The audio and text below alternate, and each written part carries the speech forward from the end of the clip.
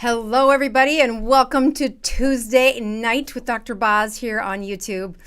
I am super happy that you're joining us tonight, and I am throwing down the gauntlet, which might get me in the not-so-fun phase with some of the keto leaders out there, but I am a strong believer that if you are not producing ketones, you're not on the ketogenic diet.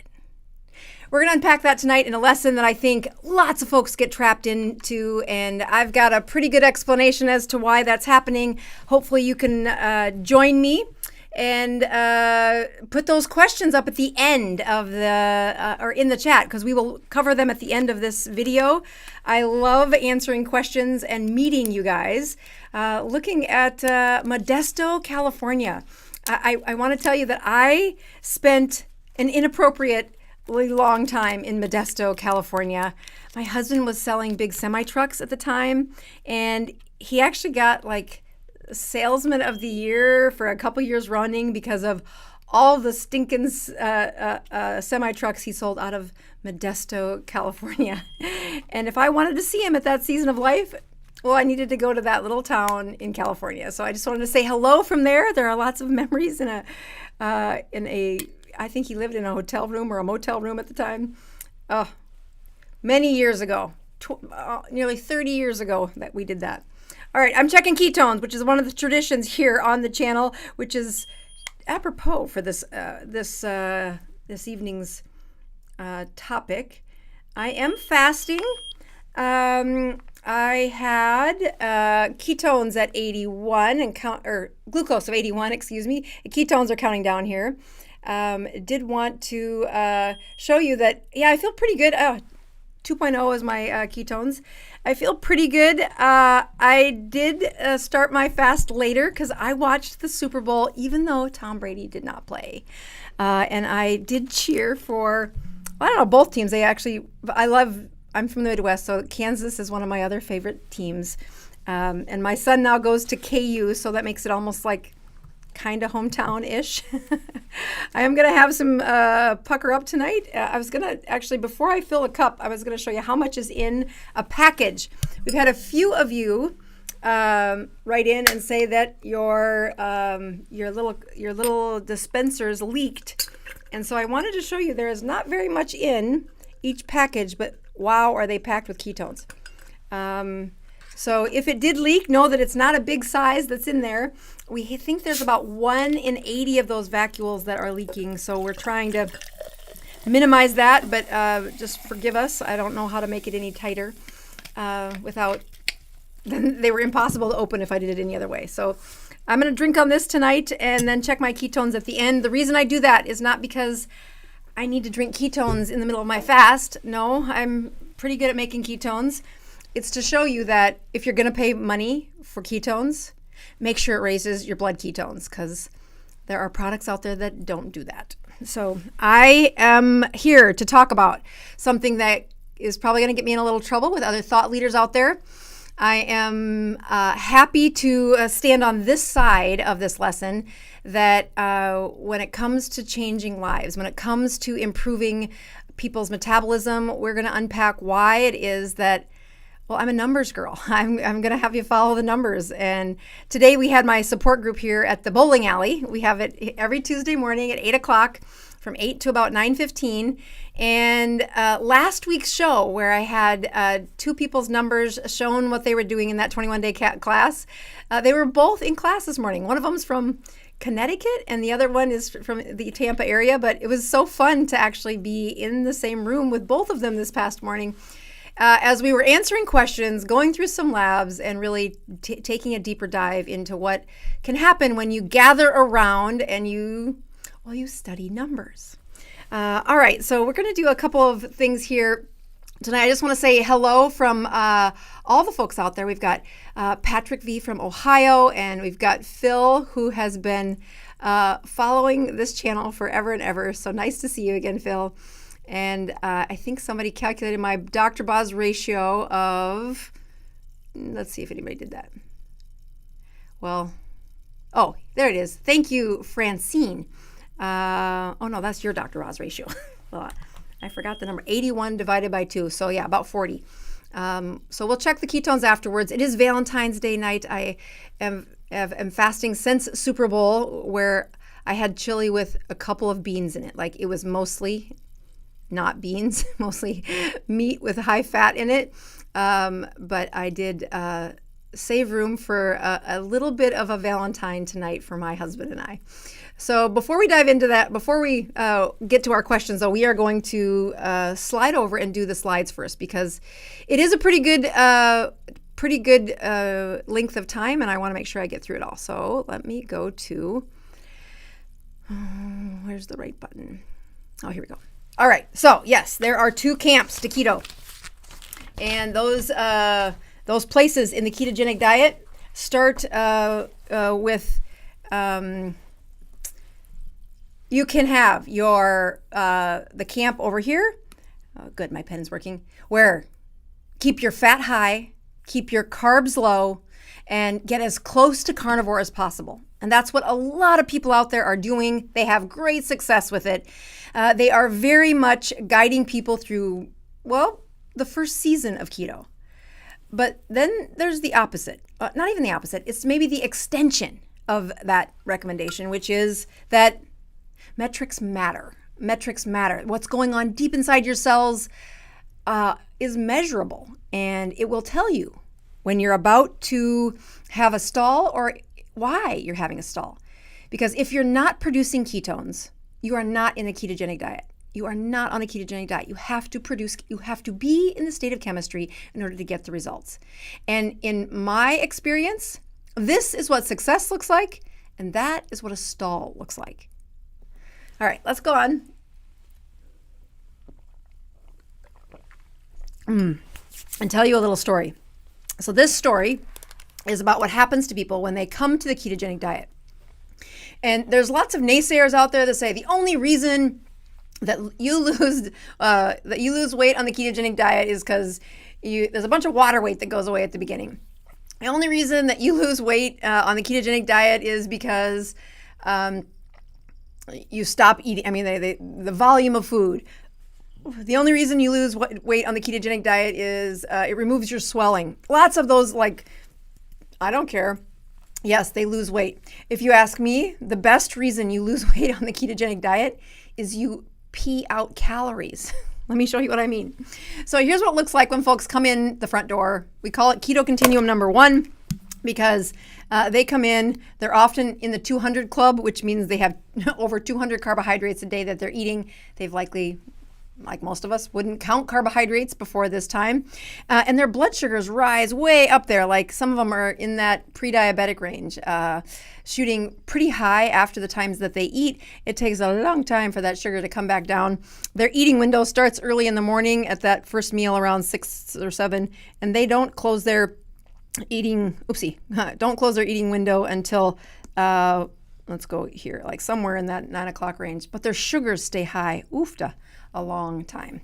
When you look at some of the other habits that they have is, here I have them eating only 3 times a day, but many times they're eating many more times than that. Their carbohydrates only last a couple of hours, so when they get this dip in their sugars, they feel terrible. They're owly and crabby, so they'll often eat their way through that feeling. When they come into the ketogenic diet, we lower their carbs. We take their carbohydrates down to 20 total carbohydrates per day. Yes, that's 20 total carbs. And here's what happens. Their blood sugars no longer peak out as high. And in the background, their insulin is lowering. How do I know that their insulin's lowering? Their blood sugar's down from where it was. And, these babies are rolling through their veins. These are ketones. And if you look at the ketones over here, you've got them ranging in, well, they can go as high as I've seen them up to 5, 4, just hardly doing anything except lowering carbs, doing just what everybody says to do, lower carbs, don't look at anything else, do not get distracted, just focus on the carbs. And by golly, it's enough of a chemistry change that they are able to shift that metabolism into a way that their body takes these carbohydrates, uses them throughout the day, even though they've still got pretty high blood sugars, they are using ketones throughout the day. And this goes on for a while. And then this happens. They keep doing just like they did They ate just like they used to. And they're like, I don't know, doc, I did that keto thing for a while and it stopped working.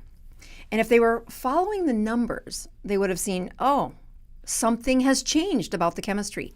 The ketones are now in this, well, they're in the dismal land, less than 0.5, which is, the error in these home meters. If you get it less than 0.4, it's probably 0. The accuracy at the lowest part there is, well, they're not present. They're not present. So what do we do next is we say, all right, we have a plan for you. When you are a beginner on the ketogenic diet, we start you at the place where they're eating every 2 to 4 hours. We lower the carbohydrates to 20 total carbohydrates or less, and this shifts your chemistry. And we can measure the chemistry with ketone strips. It's okay. That's all you need. As those ketone strips turn purple, you are changing things in the background. And I don't need you to spend $10,000 on labs, checking every week to see if you're keto adapted. I just need you to wait for your brain to not be ravishing for the meal that you're typically eating in the mid to late afternoon or even in the evening. And you say, you know what, I worked right through that meal. Often, actually, it's not the evening meal that people first miss. They'll usually work through the lunch meal, the noontime meal. And they're like, I don't know, doc, I accidentally missed a meal. And that is a wave of chemistry. And they get in a habit of saying, boy, I really don't need to eat as often. This is when we push them to eat 2 meals per day. And in many cases, if they could do that, they'd never need to be checking their numbers as much as, well, I have to push people to check their numbers because they don't believe me. They don't believe that, yes, you can be eating that high of fat, but you are eating it, well, let me show you what they're doing. One more step. This is usually a 4 to 6 week process when somebody's coming into me with high insulin. They don't rush through this in 48 hours. That even in my 21-day class, I know that I'm pushing their metabolism, and it isn't until 14 days into that 21-day class that I can do something that, well, you shouldn't do until you're keto adapted, and that is fast. But I'll tell you, in that course, I'm watching them, and so is everybody in their class. So sometimes the reason it takes 4 to 6 weeks to get to this spot is because, well, people slide backwards, and they don't follow habits. They don't have any accountability. So that we move people to that ketoCONTINUUM number 4, where they are eating 2 meals per day, and this is what it looks like. Now their blood sugars are in that, they still peak out about where they did every time they eat a meal, but they're only eating it twice as often. And when they spread and only put 2 boluses of food into their body, their eating window is still pretty wide. Like morning is when they're eating and evening is when they're eating. That noon meal is what they skip. And they get a little pang of hunger, but nothing like the ravaging, the rage for wanting calories when their blood sugars drop, because now they have a wave of ketones. And I would even put, oopsie, I did not mean to advance that slide. I would even put that ketones, let me try that again. It's going to advance it again when I draw it. So I'm going to draw it with this white pencil. That I put at first when they do that wave of ketones, it's still in that 1 to 1.5. A little improvement in where they had been. It was down here before they put 2 meals a day, and then it lifts about a half a point in their ketosis. And the reason that matters is whenever there is excess ketones in circulation, well, you're peeing them out. They are units of energy that you could use to survive, but if you don't need them, well, you're going to pee them right out, which is why people, when they're in a stall, it's because, well, there's no extra ketones that you're getting rid of. You're going to have the same weight. So let me show you a couple things. So this is, there's that eating window again, and now it's going to quickly go to the next one. It's going to draw this line and go to the next slide because I have something set wrong in the background. Yeah, that's me. I did that. Okay, so I want to show you something here. My helper, Jack, who helps me with my slides, he's going to be really mad because I took this old slide that I built, which is not very sexy. It's not very pretty, but I was teaching something when I was showing people when they first go on a 2 meal a day process. So if you can see down here, there's 2 days that this is spanning over. And the glucose, well, it doesn't do this boxy thing. It does that graceful thing that Jack drew. But you'll see this is mostly glucose here. That's what they're burning during the times when they eat. And this shaded time here is where they burn, you can't really see that. This shaded part is where they burn ketones. But what I really want to point out is what's happening deep within the cells at this point. And that is that you have these mitochondria. The mitochondria are choosing which fuel to burn when there are ketones around. That you'll see that at 6 p.m., right between the two meals, right before they ate that second meal, they had a whole crop of mitochondria that were living off of ketones. How many of them were living off of ketones? Well, it depends how much of the ketones were around, and what kind of shape are your mitochondria in. And mitochondria, well, they are in the business of conserving energy. When you conserve energy, it means that you will use just enough and never produce more than your body needs. So if you're trying to pee out ketones, your body will always return to the place where it matches the needs of what your system asked for over the last few days. So there is the place where, yep, it was burning a few, that blue hue around that beautiful mitochondria that means that they're burning ketones. Here was the other place that they burned ketones. And maybe a little bit at night they burned it, but for the most part during the day, they are burning glucose, which are the red ketones. And they are burning them very easily, very quickly, and it dominates most of the mitochondria during the time when they were eating. So let me just say this again. In this section, most of the mitochondria in the muscle, most of the mitochondria in the brain, in the heart, in the liver, they're running off of glucose. It is only these brief moments where the ketones are present. Maybe you'd have a few mitochondria that would get to be turned on in that spot too, where they were able to burn ketones. And if that's the only time your body was demanding that you used ketones, well, those mitochondria are going to go back to sleep. They're going to be dormant. They're going to do exactly what you asked them to do. So when I look at a muscle cell in a time when most people are starting the ketogenic diet, I actually think it's a grateful moment if there is one. There's one in the whole muscle cell that's using a ketone.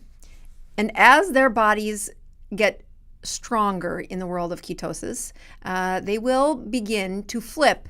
And every stress that you add to the system, that mitochondria will now be flexible. It will now be able to use ketones and glucose after that stress. So the first few days on a ketogenic diet, you might only turn on 2 or 3 of these mitochondria in the muscle, because there's so many other ketones. It's a quick flash. You've got a couple of them that are burning. Your muscle wasn't asking for more energy, and especially when you use ketones to supply the energy, you can meet the demands with only activating a few of those mitochondria inside the muscle cell. But as you go through, you go into weeks of weeks of doing the ketogenic diet, and weeks where there is a persistence of ketones available.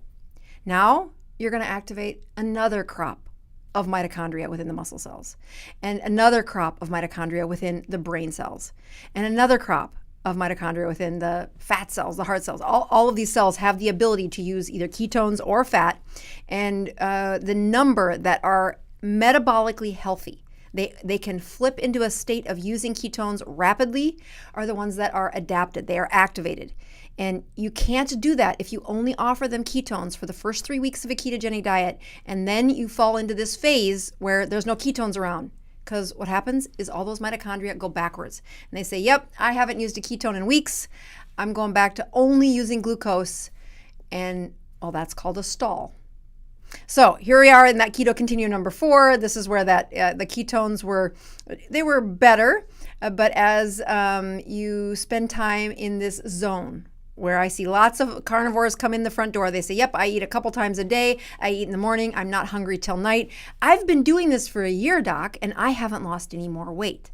And I'm like, yeah, because all of your mitochondria forgot how to use a ketone. You haven't had enough ketones in circulation to keep them awake, alive, and having the ability to waste some energy, because that's not what you're designed to do. You're designed to conserve energy. You'll use glucose as a default. Only will you activate and use ketones if you've got a stress that's been recent, if you've got ketones in circulation. So the first thing we did was, we moved those two meals together. And again, I call this ketoCONTINUUM number 5. Usually it is, I think I put the eating window on here. Oops, no, hold on. Let me go backwards.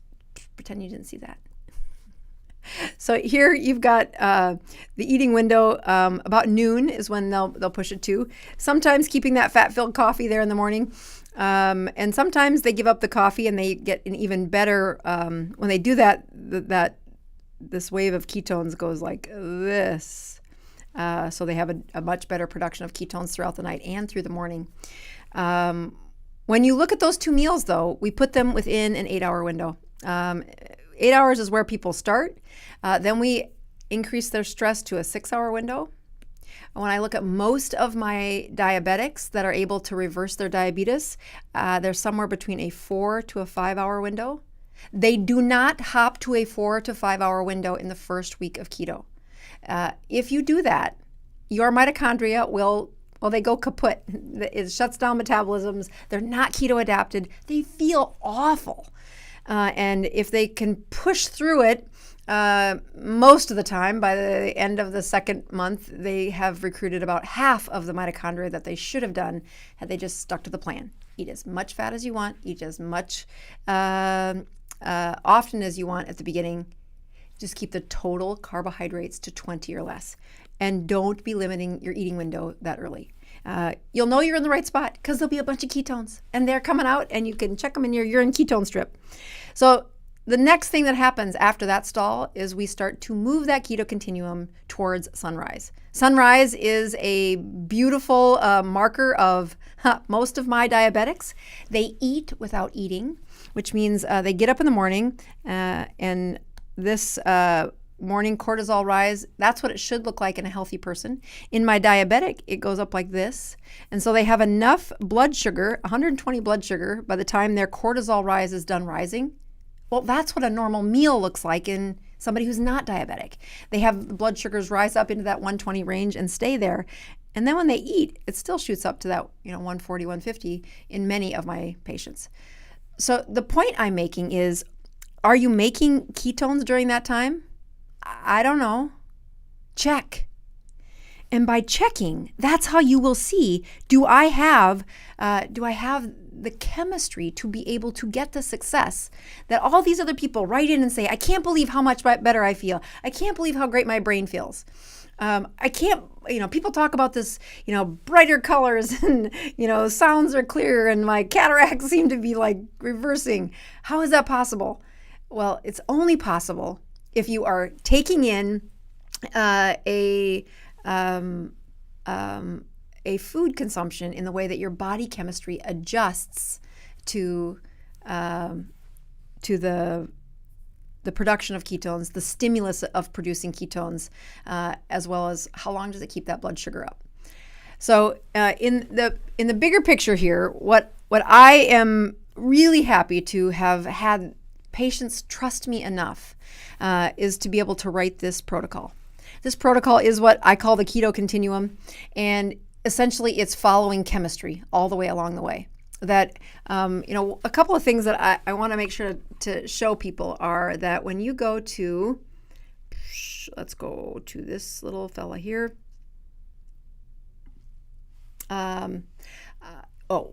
I'll say this now too. KetoCon, yeah. So I'm going to do this and then I'm going to go to the place I was going to tell you about.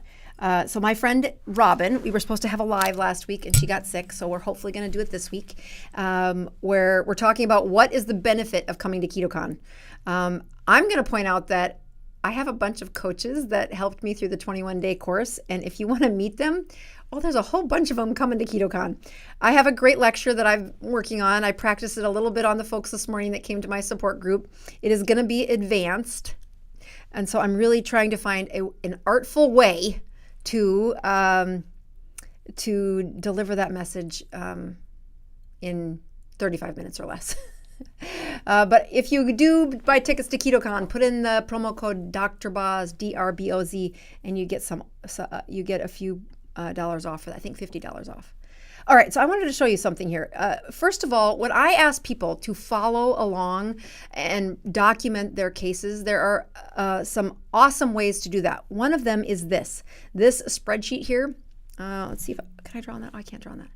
Oh, but I can make it big. Okay, perfect. This right here is the Dr. Boz spreadsheet. This is how you calculate your numbers and keep track of numbers if you're a spreadsheet kind of person. Now, I have some engineers out there that, well, this was built by one of the engineers. His name is Patrick V. He's one of my favorite people. He helps me with the Facebook page. He helps me as a coach. And he just makes my life better by being a part of it. But if you've ever wanted to run toe-to-toe with an engineer keeping track of data, this guy got my attention by the spreadsheet that he helped me build. Or he built it and I said, oh my gosh, do you know how many people would love this spreadsheet? This is exactly what I would be following in a clinic. And since then, that's what I do. That's one thing that I show people. If you're stuck and you want to say, well, what kind of numbers should I be following? What should I look at? That spreadsheet, it's a free download, thanks to Patrick V.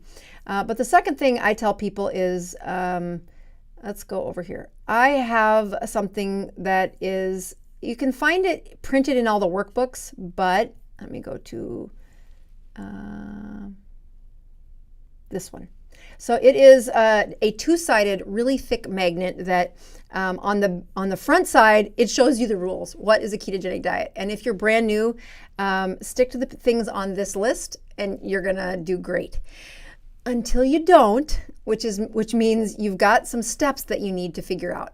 And I tell them, you don't even get to read this map until you have memorized the front page of this, which is what foods you should be eating. I throw in this little booklet that is, well, it's very durable. It's meant for you to pass along to somebody else once you memorize what are the foods that I put in there. A great little beginning kit for anybody that's out there. And honestly, that kit has been all the tools people need, along with a meter or at least a ketone urine strips to get the basics out of the way. Put that on your fridge. When your husband says, why can't I have this? You point to that and say, it's my fault. Because that's how people succeed. They get the rules right, and then they start to follow the chemistry hidden in the background. Okay, so go back to this slide because I have a couple more things I want to make a point of. I think, hold on, where'd it go? Here it goes. Okay, yes.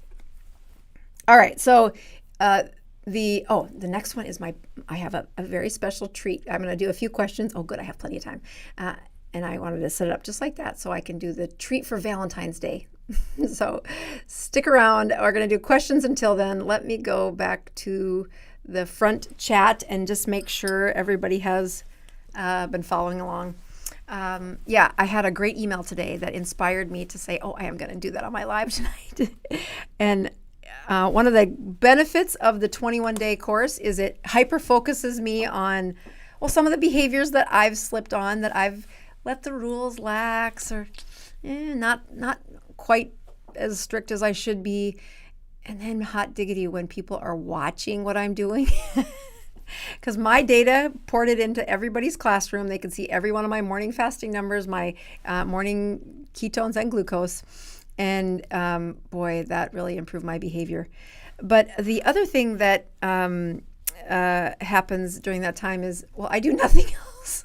I did manage to go to low carb Boca and do that speech, but I was a wrestling mom, of which I want to say thank you for those of you that prayed for my son. He is the two-time state champion in the university at Florida for wrestling. Last year he was 132 pounds. This year he's 136 pounds.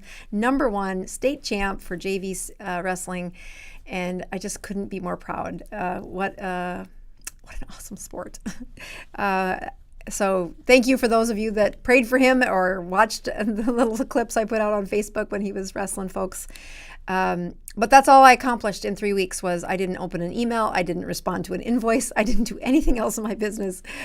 except run the 21-day course and then those few little things of speak and be a good mom. Only to one kid. The other two kids had to fend for themselves. All right, let's get over to your questions. I see that they have been gathering them there for me. And I have a couple of things I'm going to try to do a little bit differently with the questions tonight. So let's see if I can pull that off. So let's see here. I think, nope, that's not right. That's not right. Let's see if I can make this camera work.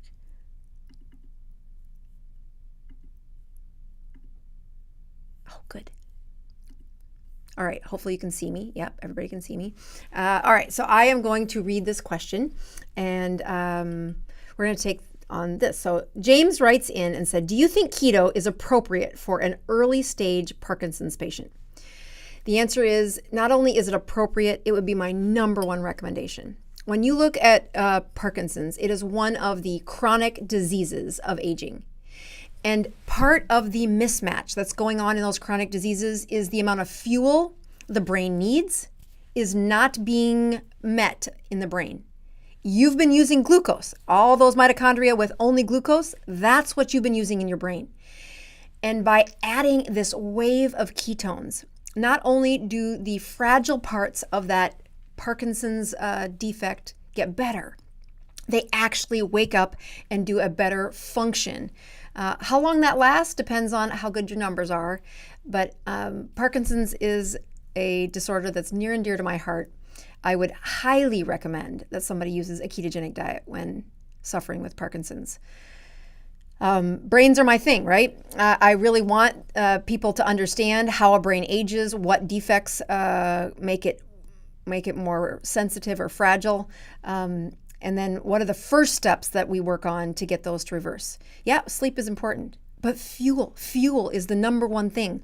I had a guy, actually the guy from the last live, come to the workshop this morning, and he just said, I know people give you a hard time for chasing ketones, but I will tell you that I've been doing keto for several years, and he's a pretty intense guy, and he's got like lots of life left that he's ready to do, and he's in his early 50s, and said, I cannot believe how laser focused my brain is. And when I can get that for a Parkinson's patient, somebody who says, I'm not sure I'm going to be able to ambulate my way through the last decade of my life. They end up in a wheelchair. They cannot mobilize. It's not a destiny they have to keep. They could have aborted that plan if they would have switched the fuel in their brain from a chronic glucose-based fuel to having ketones available to the brain most hours of the days. But that means you got to check the numbers. You got to be chasing ketones to prove that they are available for those brain cells. So great question, James. All right, let's go to the next question.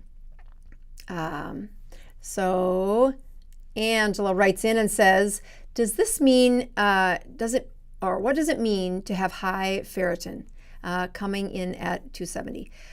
All right, so ferritin is a trap. Let me go back to here. High ferritin is a trap because it can mean a couple of things.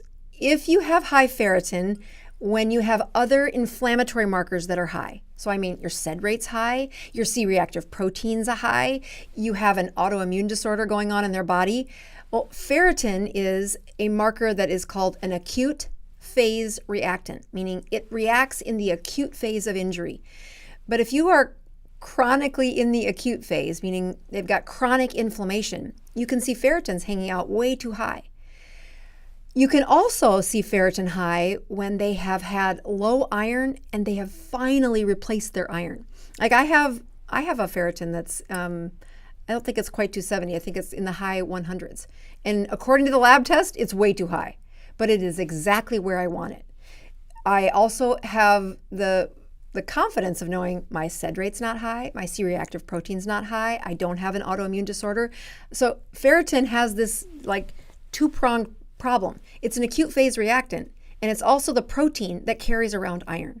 So if it's doing its job, doling out iron, and it's busy, well, then it's going to be high. So you got to talk to your doctor about that, but that's the summary of that one. All right, next question. There we go. All right, Kim writes in and says, can you be too high in ketones? I'm running moderate to large on the ketone strip, and I'm not a diabetic. Yeah, so great question. The question I get is, can you have too high of ketones in circulation? And the answer is maybe. If you have a very high blood sugar because you don't have any insulin, then that blood sugar is staying away from your mitochondria. Your mitochondria are inside the cells. If no blood sugar can get into the mitochondria, well, then your body will say, make me a bunch of ketones, and it will produce ketones. You'll have ketones 15, 16, 17, 20. That is ketoacidosis. The reason ketoacidosis happens is because they do not have functioning insulin. Or either they have no insulin, or the insulin isn't lifting that glucose into the inside part of the cell so it can get to the mitochondria. When I look at ketones over this last 21 days, I had like a couple people whose meters said high. And when you hooked it up to the dashboard, when you hooked it up to the real metrics, it came back at like 8, 7.5, 8. Now, it wasn't there forever. It was a wave of ketones. Their liver pushed out a bunch of ketones because we stressed their bodies. We pushed their metabolism. We gave their mitochondria a workout, and a burst of ketones came out of their mitochondria in their liver. And it read high on their meter. But was it dangerous? No. This is the beautiful part about how did when you produce too many ketones, you pee them out. They're water soluble. Your kidney says, we're not going to use it, and throws it in the toilet. Well, that's weight loss. That's how you're burning calories without exercising. And now there's a place for exercise, there's a place for sauna, but when people first get on the ketogenic diet, the body has a defect of overproducing ketones. They do not want to run out of fuel. And in times where we didn't have access to the processed carbohydrates we live on now, that overproduction of fuel saved them from famine or not having access to food or stranded in the middle of nowhere. Your body says, all right, we need to live through the next 2 days. That means we need to have an excess amount of ketones. So it will overproduce them. Even if it wastes them out the urine, you survived those 48 hours. Well, in modern days, when people say, I got on the ketogenic diet and mine are super high, I'm like, ride the wave, girl. Because it goes away. It does go away. Your body will stabilize, saying, well, here's how many ketones she uses in a day, so let's produce that many. And that means the amount that you're circulating isn't going to be very high. In fact, when you look at my ketones typically on a morning, they're pretty low. They don't, my glucose is low and my ketones are low because my body has learned day after day, I've been doing this for 7 years now, that I produce this many ketones, I use this many ketones. I produce this many ketones, I use this many ketones. So how do my mitochondria not go to sleep? Oh, I fast every week for this show, and I show you what the numbers are before I start. I push my mitochondria to have a workout. And then when that didn't work so well, because I would fast for 2 days and my ketones would be like 0.6. And sure enough, my brain wasn't working any better. It was just kind of like, yeah, that's about what it feels like. But I can have this almost euphoric feeling for Tuesday Night Lives for this show when I've stressed my mitochondria. So yesterday I did a workout, fasted. Yes, you can work out fasted. And then I try to do a sauna. It's not a sexy looking sauna. It's a pop-up sauna that is in my house, but it's good enough for now, and it definitely pushes my mitochondria to do a workout. All right, next question. Oh, John Ford. I love John Ford. John Ford wrote me, and he's one of these engineering people who wrote me a beautiful summary of his trial of sardines. And I'd use it to teach other people. It's the best. Nice to talk to you, John Ford. He says, Dr. Boz, what do you speak on at KetoCon in Austin? Oh, great question. So I don't know, maybe I reached a little high this year because it's taking me a long time. I mean, I thought A1C, last year my speaking tour was on why average blood sugar matters most. And I taught about what is a hemoglobin A1C, why does it matter, why should all of you be checking it? And this year, I just find so many people saying that cholesterol doesn't matter. Cholesterol doesn't matter. Don't look at your cholesterol. Never look at cholesterol. And that's not true. Now, it's easy to say, don't look at cholesterol. It's easy to say, oh, your bad cholesterol doesn't matter. No, the way we measured bad cholesterol in 1990 doesn't matter. It's a very terrible way, actually, of measuring cholesterol. We now have a better way to do that, and we can understand what your cholesterol is teaching us. So it doesn't mean put the blinders on and ignore it. Now, blood sugar still matters most, but the second thing that matters is, well, what's your cholesterol? So it's a complicated story to tell in a short period of time. If I was teaching med students, I would at least take 3 lecture days to do this. So I'm working with Jack to try and get some animation to say, can I teach that faster? Can I teach it without confusing everyone?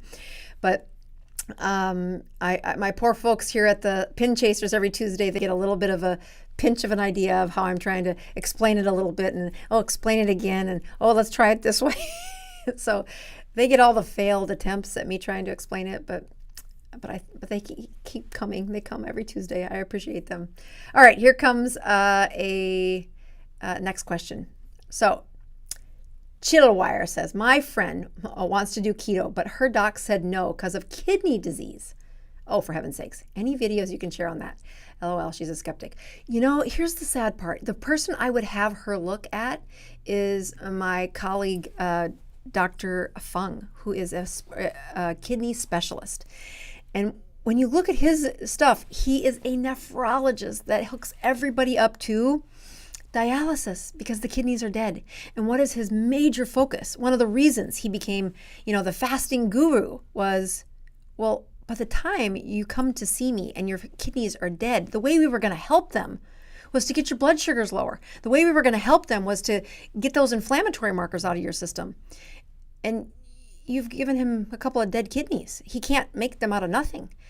So his commitment, him and Megan Ramos and their just incredible education to say, no, we might be putting ourselves out of business to teach you how to not be on dialysis, but man, I'll meet you in heaven. That's a great life goal. And sadly, he has plenty of people who still need dialysis. But if there was one, so another example of what I tell people is, my dad died of kidney disease. He died on dialysis. Now, his kidney disease was not high blood pressure, it was not high cholesterol, it was not diabetes. He's a farmer from South Dakota, and he used a lot of chemicals in the industry of farming.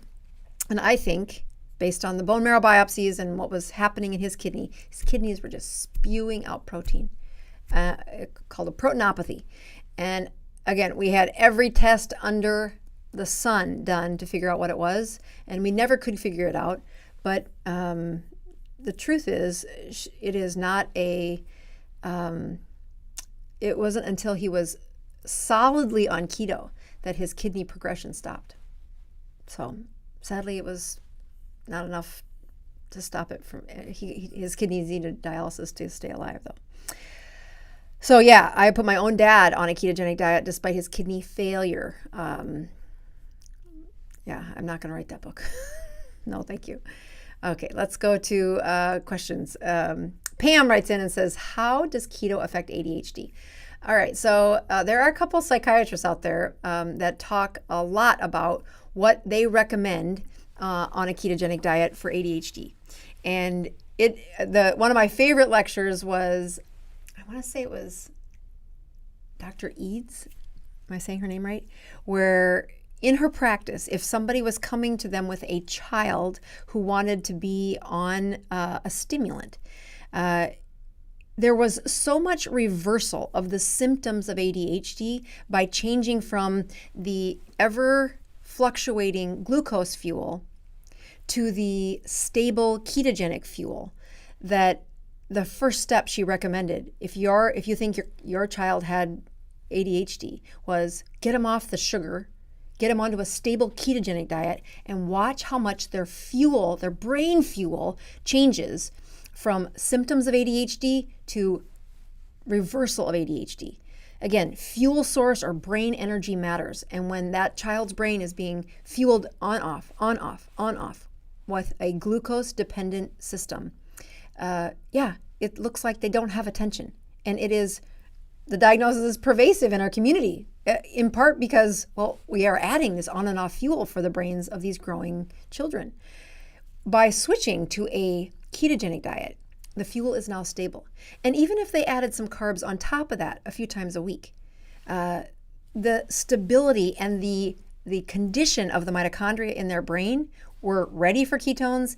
They could use ketones. They could flip to a ketogenic fuel immediately once their body was practiced. So again, it's the hard part. You put somebody on a ketogenic diet who has been dependent on carbohydrates forever. Now, put them in puberty or 8 years old and watch the tantrums of parents are exhausted. I know how you feel. That says, oh, I'll just give them their carbs. And unfortunately, that's feeding the monster. And not only does that persistent brain development on a ketogenic fuel only, it blunts the peak maturity of their hippocampus and some of the other primitive parts of the brain, some of that core brain issues. So hippocampal development is something I've given lots of lectures on. I really teach teenagers about. You want the longest, thickest hippocampus you can make. And one of the ways you blunt that growth of hippocampus is to swell the brain. In fact, I get to give a lecture at the Air Force Base in, 2 weeks now. And the lecture is going to be called How Does a Baseball, Alcohol, and Sugar Compare When Swelling the Brain? And, it's a great lecture. The baseball's energy comes within seconds. The alcohol's swelling comes within minutes to hours. But the chronic blood sugar elevation swells the brain cells over years. And the picture of the damage that happens is, one is immediate, and you'll take notice and do something about it. A bonk of a baseball to the head. The second one is a hangover and gets your attention. It says, I probably shouldn't do that again. The third one is so slow and insidious that they don't even know that their brain was slow until you do what Joel did, which was go strictly on a ketogenic diet, measure your ketones, and then watch what clarity shows up. And they're like, oh my gosh, I didn't know my brain wasn't working that well. But it is incredible how well it's working now. All right, I am going to read you my Valentine's Day surprise here, and then I will check my numbers and we'll call it a night. Let's see. I'm going to go to my team did not approve this. They're probably going to yell at me, but I don't care. Let's see. Here we go. All right. So here's my Valentine Day tribute. I bet you I can do this here. Oh, nope, that's not going to work. Oh, never mind. That's not working at all. Let's go back to here. Okay. This is an ode to the mitochondria. Oh, mitochondria, the power of our cells. You are the engine that drives us through life's wells. A love so pure, a bond so strong. With you within, we'll never do wrong. You're there with us in every beat of your heart that you make complete. Our cells would falter without your grace, but with you there, we'll keep up the pace. From the start, you've been by our side, giving us energy, a reason to strive. You're the reason we move, think, and feel, our constant companion, our powerhouse that's real. Oh, mitochondria, we are grateful to thee for your love, your energy, so strong and free. We cherish you, our ironclad energy source. You're the light that shines within our course. So here's to you, our mitochondria dear. Our love for you will always be here. For you are the key to our life's success. Forever and always, you'll be our happiness. Happy Valentine's Day to my favorite part of your body, the mitochondria. Yes, I'm a dork. My husband's going to love that. All right, I'm going to do the last bit here. I'm going to check my numbers and just watch to see. I love John Ford's comment. Mitochondria, will you be my Valentine? That is exactly right. Trusted, true, dependable, and when they leave, you die. When they're not working, when they don't have fuel, that cell is dead. All right, I'm going to check my numbers. Again, the reason I do this is to say, yeah, the numbers matter. And you can have some of my colleagues give me a tough time for chasing ketones, but I'm telling you, that's where the success is. You've got to be able to track the ketones to know if you're in ketosis. If you're not making ketones and producing them enough to measure them, then you're not on a ketogenic diet. You're on something, but it's not a ketogenic diet. All right, at the end, we are looking at what are my ketones, what's my blood glucose. My glucose went down to 75 and ketones went to 5.8. I'm telling you, Pucker Up does a great job of raising ketones. And why would you do this? Well, if you're in a stall, if you are insulin resistant and having a tough time going to the next level, don't let your mitochondria fall asleep. If you're trying to find a solution and you need a support group, but they're not there yet, well, grab some ketones, put them in circulation. It doesn't solve all your problems, but at least you won't slide all the way backwards. I do have another quick announcement. Last year, I helped out the school that my son goes to by having an auction. The auction item is coming up at the end of the month. I will put it on a link next week. And you get a consultation, an hour consultation from me, and then a gift basket from me. Next week, I'll bring a picture of the little tiger that I made. You aren't going to want to bid on that. That's probably for a person who goes to the school. But last year, it was a very gracious woman who won the bid, and her auction item paid for a semester of school for one of the boys that couldn't otherwise afford to go to this school. And I'll tell you, this school makes great men. They are men of service, men of faith, and I couldn't be happier to be helping them close out their fundraising for the year by donating an hour of my time for somebody who might want that. All right, the end screen for tonight, that little video that we're going to put up at the end, is because focusing on your numbers really does matter. You will discover what keeps you in ketosis and not.